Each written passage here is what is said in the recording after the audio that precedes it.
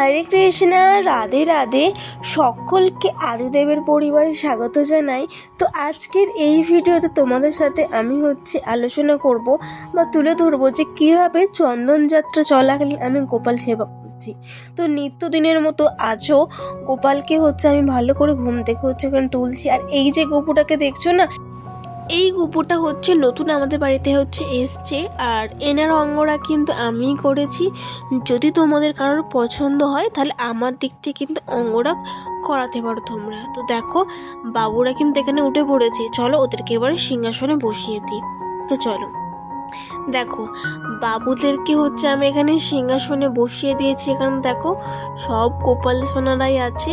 এবারে আমি এক এক করে ভালো করে মুখে জল দিয়ে মুখটা ধুয়ে দেবো। কারণ দেখো যেরকম একটা ছোট বাচ্চা হয় না, ঘুম থেকে ওঠার পরে তোমার মুখটুকু আমরা ধুয়ে দিই, সেরকমই গোপালদেরকেও আমি ভালো করে মুখটুক মুছিয়ে দিয়ে ধুয়ে দিই।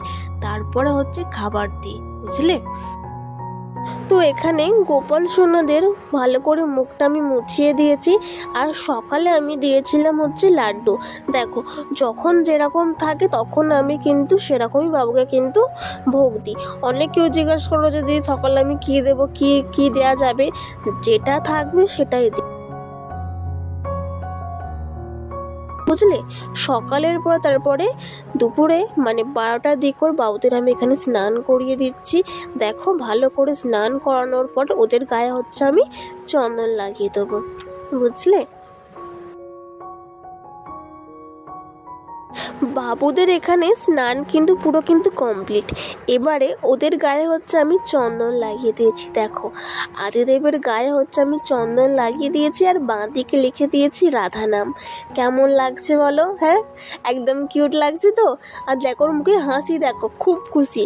দেখো এত গরমের মধ্যে চন্দন সেবা করাটাও কিন্তু খুব দরকার। কারণ এত গরমে চন্দন সেবাটা করলে কি বলো তো, ওদের গাটা শীতল থাকে। এখানে চন্দনের সাথে তোমরা যে কোনো সুগন্ধি দ্রব্য কিন্তু ইউজ করতে পারো, গোলাপ জল, যে কোনো জিনিস আতর ইউজ করতে পারো। আমি এখানে অগরু কিন্তু ব্যবহার করেছি। ভালো করে চন্দনকে গুলে নিয়ে তারপর ওর গায়ে লাগিয়েছি। পুরো গায়ে কিন্তু আমি অল্প অল্প করে কিন্তু লাগিয়েছি, পা থেকে শুরু করে বুক পর্যন্ত। মুখের মধ্যে কিন্তু আজকে আমি লাগাইনি, বুঝলে। তো দেখো তোমরাও কিন্তু গোপাল সোনাদের এরকমভাবে কিন্তু চন্দন সেবা দিও।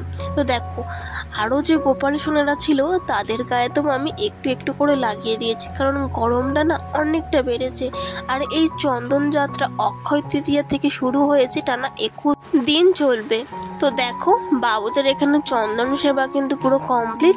এবার ওদেরকে সিংহাসনে বসিয়ে দিয়ে অন্নভোগ দেবো। তো চন্দন যাত্রা চলছে বলে এখন বাবুদেরকে আমি অন্নভোগ দিচ্ছি। তো দেখো বাবুরা কিন্তু সিংহাসনে বসে পড়েছে। এবার ওদের গলায় মালা দেব, তারপর আমি অন্নভোগটা দেব।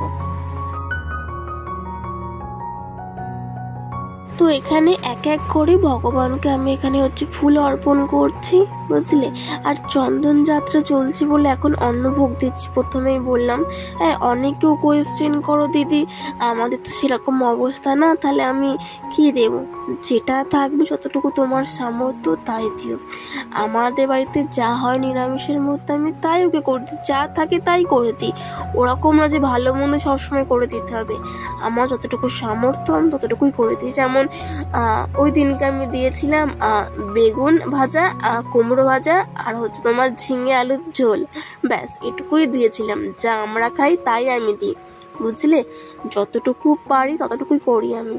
তোমরা যতটুকু পারো ততটুকু কিন্তু করার চেষ্টা করো, বুঝলে। তো দেখো আমাকে দেখিয়ে দিই কি দিয়েছি আমি। দেখে নিলে শসা দিয়েছিলাম, লেবু দিয়েছিলাম তার সাথে। তো ব্যাস যতটুকু পারবে ভগবানের জন্য করে দেখো, ভগবান তাতেই কিন্তু অনেক খুশি। আর আজকের ভিডিওটা এতটুকুই। হরে কৃষ্ণা, রাধে রাধে।